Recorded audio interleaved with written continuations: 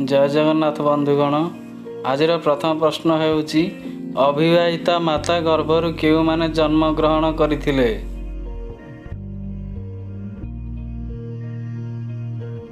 उत्तर हेउची कर्ण, व्यास, हनुमान और अंगद। प्रश्न हेउची राजसभा मध्य दुर्योधन पांडव मानकु केउ भाषा प्रयोग करथिले। उत्तर हेउची पांडव मानकु धर्मपुत्र, पवनपुत्र और इंद्रपुत्र बोली। प्रश्न हेउची भीमंकर क्रोध शांत हैला नहीं काहेकि। उत्तर हेउची दुर्योधन हीन दृष्टि रे देखुथिले। प्रश्न हेउची भीम को किए शांत कराइथिले।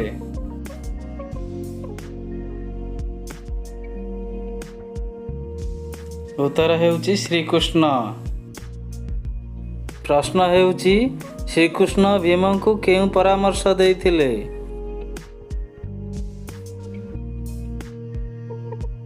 उत्तर हेउची दुर्योधनक ठारू प्रतिशोध नेबा पई।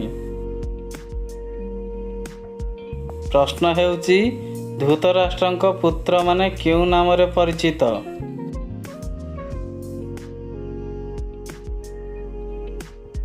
उत्तर हेउची गोलोकपुत्र नाम रे परिचित। प्रश्न हेउची भीम दुर्योधन को गोलोकपुत्र बोली अपमान देइथिले। दुर्योधन कौन करिथिले।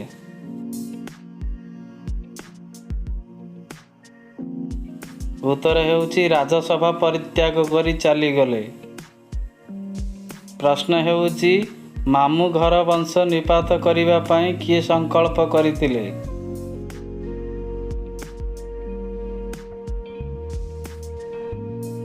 उत्तर हेउची दुर्योधन।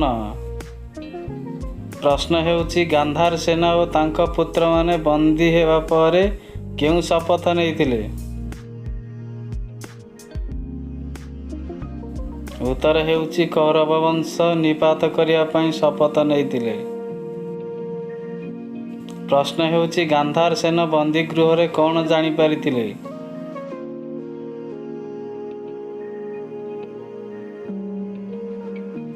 उत्तर हेउची शकुनी केवल प्रतिशोध नहीं पारिबो। प्रश्न हेउची शकुनी को पसा काटी केउठु सृष्टि होइतिला।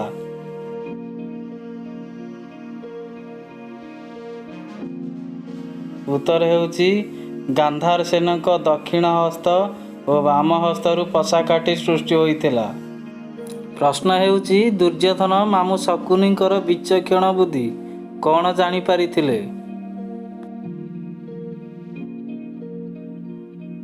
उत्तर हेउची पांडव मानकटू प्रतिशोध नेबा पई शकुनी को बंधन रु मुक्त करथिले। प्रश्न हेउची कुरुसभा शकुनी और दुर्योधन गोपन रे कौन आलोचना करुथिले।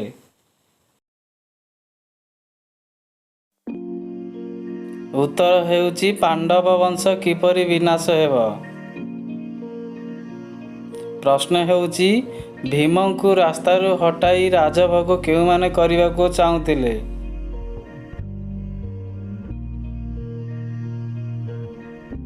उत्तर हेउची धृतराष्ट्र, दुर्योधन और शकुनी।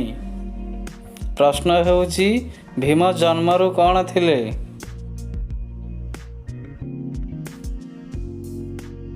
उत्तर हेउची से महापेटु थिले। प्रश्न हेउची मुखरे हस भितरे विष कहार मनरे चलीथिला।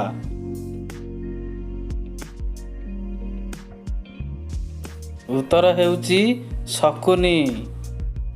प्रश्न हेउची दुर्योधन भीम को केउ विष लडू खाइबा को देइथिले।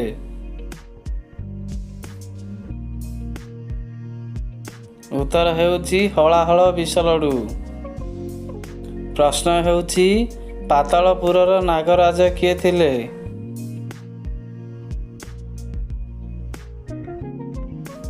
उत्तर हेउची अनंत।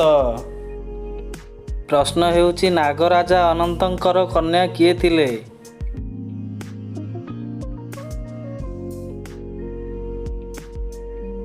उत्तर हेउची बेलाबली। ପ୍ରଶ୍ନ ହେଉଛି ଭୀମ ବେଲାବଳୀଙ୍କୁ ବିବାହ କରି କେଉଁଠାରେ ଆନନ୍ଦରେ ରହୁଥିଲେ?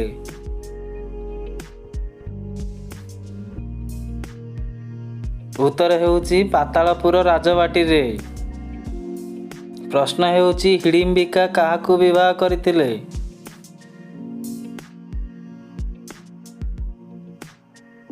ଉତ୍ତର ହେଉଛି ଭୀମଙ୍କୁ ସେ ବିବାହ କରିଥିଲେ। ପ୍ରଶ୍ନ ହେଉଛି ଭୀମ ଓ ହିଡ଼ିମ୍ବିକାଙ୍କ ପୁତ୍ର ନାମ କ'ଣ? ଉତ୍ତର ହେଉଛି ଘଟୋତ୍କଚ। ପ୍ରଶ୍ନ ହେଉଛି ଏକଚକ୍ର ନଗରରେ କେଉଁ ରାକ୍ଷସ ରହୁଥିଲେ?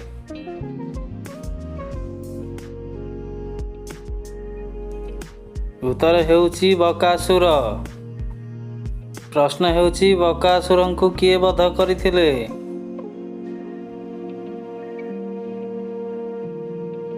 ଉତ୍ତର ହେଉଛି ଭୀମ। ପ୍ରଶ୍ନ ହେଉଛି ମହାବୀର କର୍ଣ୍ଣ କାହାର ପୁତ୍ର ଥିଲେ?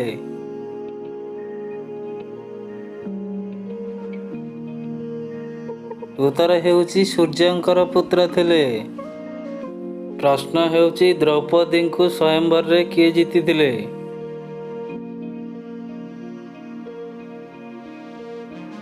ଉତ୍ତର ହେଉଛି ଅର୍ଜୁନ। ପ୍ରଶ୍ନ ହେଉଛି ଦ୍ରୌପଦୀଙ୍କ ପିତାଙ୍କ ନାମ କ'ଣ?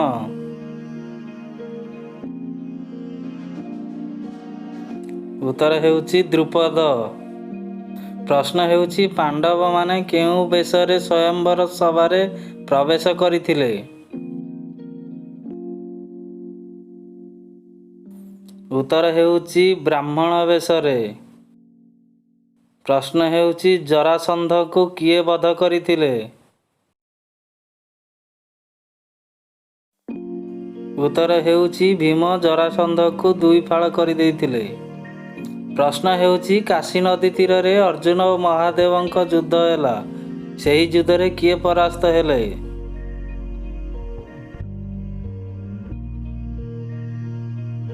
ଉତ୍ତର ହେଉଛି ମହାଦେବ ପରାସ୍ତ ହୋଇଥିଲେ। ପ୍ରଶ୍ନ ହେଉଛି ଅର୍ଜୁନ ମଣିଭଦ୍ର ପର୍ବତ ଉପରେ କେଉଁ ଭଗବାନଙ୍କୁ ଦର୍ଶନ କରିଥିଲେ?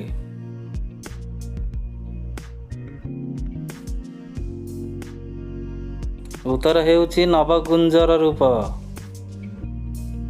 ପ୍ରଶ୍ନ ହେଉଛି ଅର୍ଜୁନ ବନବାସୀ ସମୟରେ କାହାକୁ ବିବାହ କରିଥିଲେ?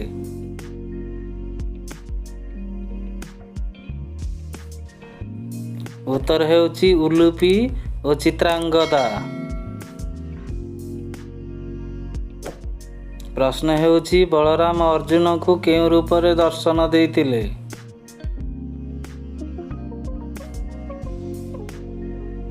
ଉତ୍ତର ହେଉଛି ଲକ୍ଷ୍ମୀ ନାରାୟଣ ରୂପରେ।